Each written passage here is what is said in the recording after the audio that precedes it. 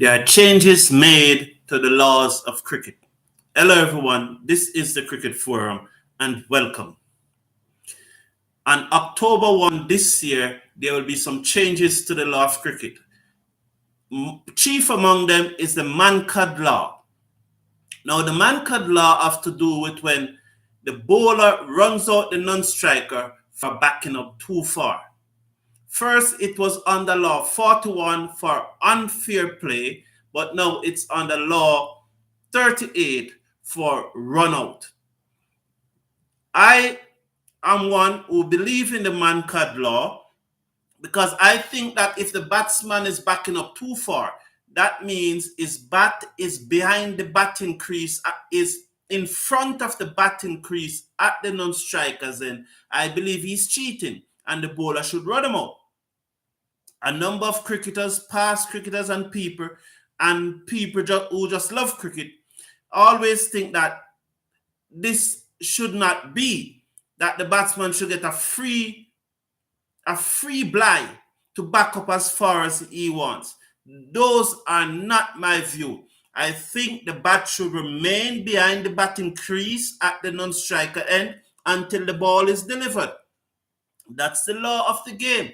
Usually it was law 41 for unfair play. Now it's law 38 and it will be classified as a run out. And well done ICC, because I think it is unfair for the batsman to can back up as far as he wants. That is cheating. That is running a shorter distance for your run.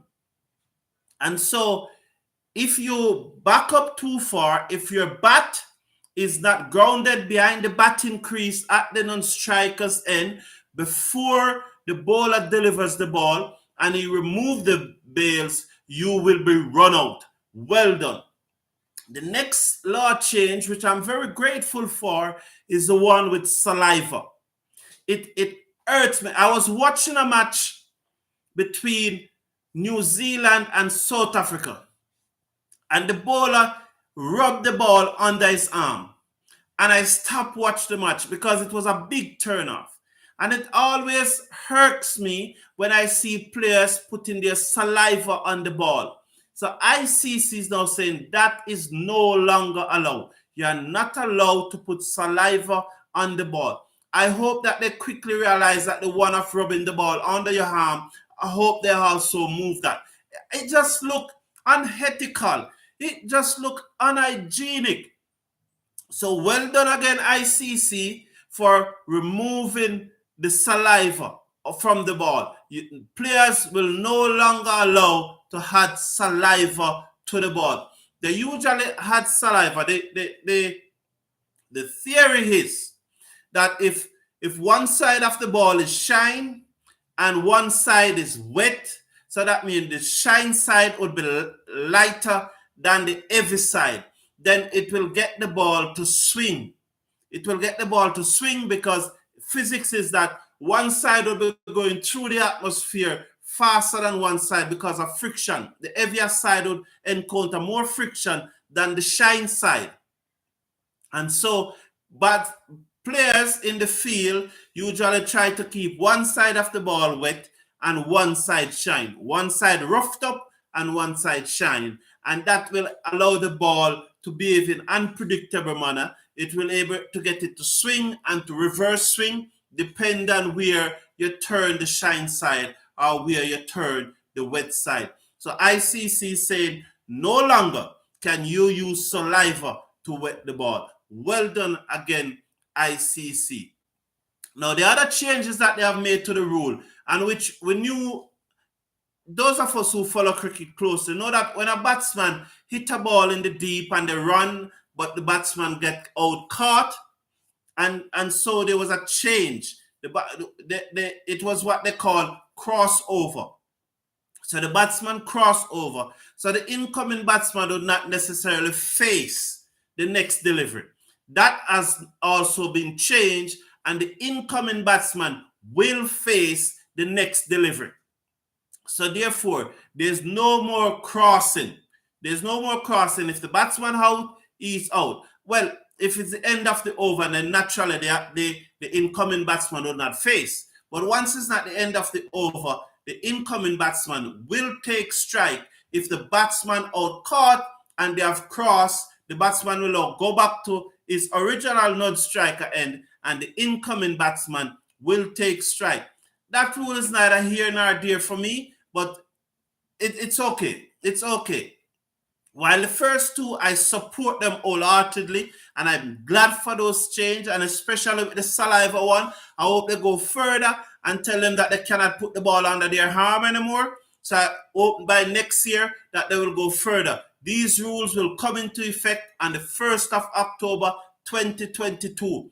The one with the run out, honestly, it's neither here nor there for me. But if that's where cricket is heading, it is fine and okay with me. The other one is that usually when the bowler bowl to the batsman and the ball is wide, they would signal wide.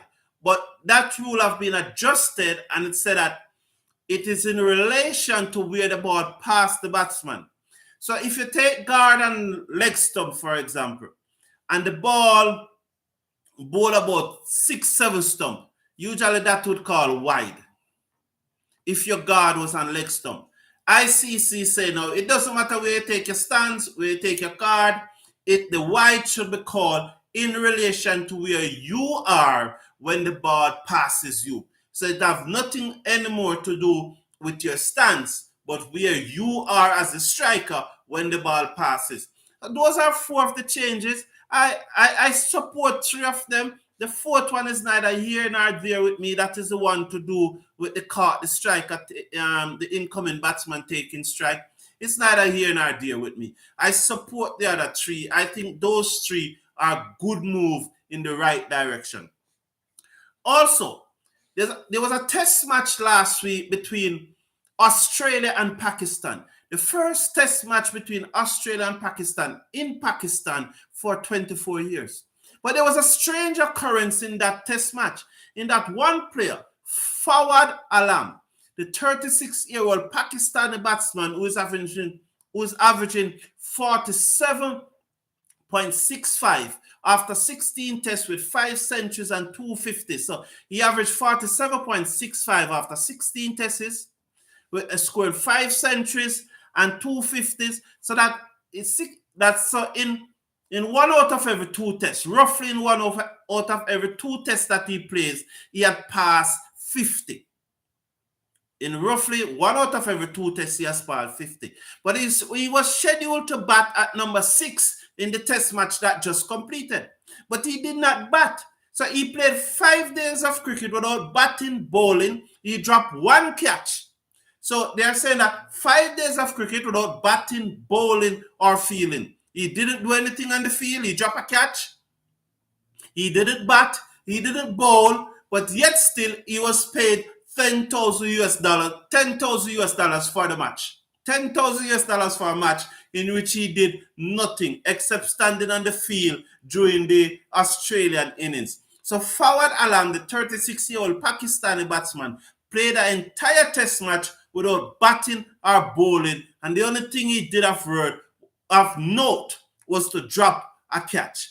I think he dropped Khawaja. Yes, he dropped Khawaja. Usman Khawaja. Maybe that was organized because Usman Khawaja is from Pakistan playing for Australia. So maybe he was saying that, boy, I can't catch you, Who to tell?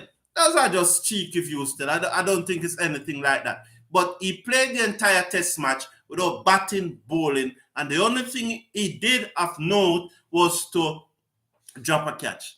Now, Shane Warne, the legendary Australian leg spinner who died last Friday of an heart attack, which is confirmed by official, and all the talk about women in his bed and all of that, the police in Thailand have said there's no foul play. Absolutely no foul play, and that Shane Warne died of natural causes. Shane Warne died of natural causes. The Australian government is giving him a state funeral. The state funeral will be held in Victoria at the Melbourne Cricket Ground, and over 100,000 people are expected to attend. So Shane Warne will be given a state funeral expected 100,000 people to attend the Melbourne Cricket Ground, which you know is a ground that hosts the Boxing Day test every year. And usually over 120,000 persons usually attend the first day of that test. So 100,000 persons at the Melbourne Cricket Ground is not strange. All right, so Shane Warne will be given a state funeral on March 30th. March 30th at the Melbourne Cricket Ground, the funeral will be held. Now, the third day's play in the test match between England and the West Indies would have already commenced. I'm trying to get my feed here. The feed is not coming up for one reason or the another. It's just they're buffering, but I'm trying to get my feed. But the latest score at the end of play on the second day, replying to England 311 in their first innings, in which Johnny Bairstow made a fine 144. He was dropped a number of times, but it's up to the West Indies to take those catch. England made 311. West Indies were replying at 202 for 4. They got a good opening stand of 83 between Bonner and Camber before the innings fell away to be 127 for 4. But Older, who I've long considered to be the best batsman in the team, you would have heard me say it on numerous occasions, that I believe that Jason Older is the best batsman in the West Indies cricket team. He dug in and is on 40 odd, and Bonner is with him. The blocker is on 30 odd. So between Bonner and Older, they saw the West Indies through to close without no further loss. So the West Indies closed on 202 for 4 in replying to England 311. This match is nicely poised. Today is the third or fifth day. The new ball is going to be very important today with only 66 overs gone in the West Indies innings. If these two could bat out the next 14 overs, and are there when the new ball is taken, I think that the West Indies will have the advantage, because 14 overs will take an hour, a little over an hour, few minutes over an hour. Ideally, it should have taken 56 minutes, but to how slow these guys are going nowadays, 14 overs usually take a little over an hour, sometimes up to an hour and 10 minutes, especially if it's the West Indies bowling. England may go a little faster, so it will take just probably about an hour. Something come up here showing me who's in red. Bangladesh. It look like Bangladesh playing South Africa. That match went on, I think, from Saturday night or Sunday night. I don't know what is happening. But as soon as I finish this video, as soon as I finish this show, I will check. But I expect those first 14 overs this morning to be very crucial, because if both Bonner and Older can bat out those 14 overs, and already only 66 overs have been bowled, but still, that is some work in the bowler's legs. So if Bonner and Older can bat out those 14 overs, they'll be sufficiently sweat. The body will be moving nice and freely. So by the time the new ball comes around, we hope that they will dig in, and make more runs. So the first hour this morning is going to be very, very interesting. I expect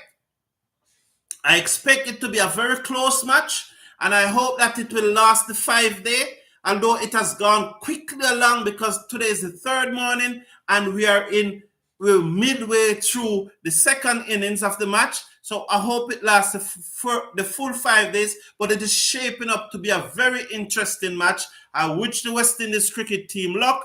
England should remain under the coach, and West Indies should win this one. But please, slash a like on the video, share and subscribe. So just to recap, there are changes to the law of cricket. 4-1 that I have noted. The Mankad have now switched from law 41, where it was unfair play, to law 38, where it is now run out. No more saliva. Saliva is allowed to be used on the ball. Batsman coming in after batsman is out caught will take strike, and wide will only be called in relation to where the ball passes the batsman and not where he took his stand. Fawad Alam, the Pakistani 36-year-old batsman, played the entire test match without batting or bowling, and the only thing he did of note in that test match was to drop a catch.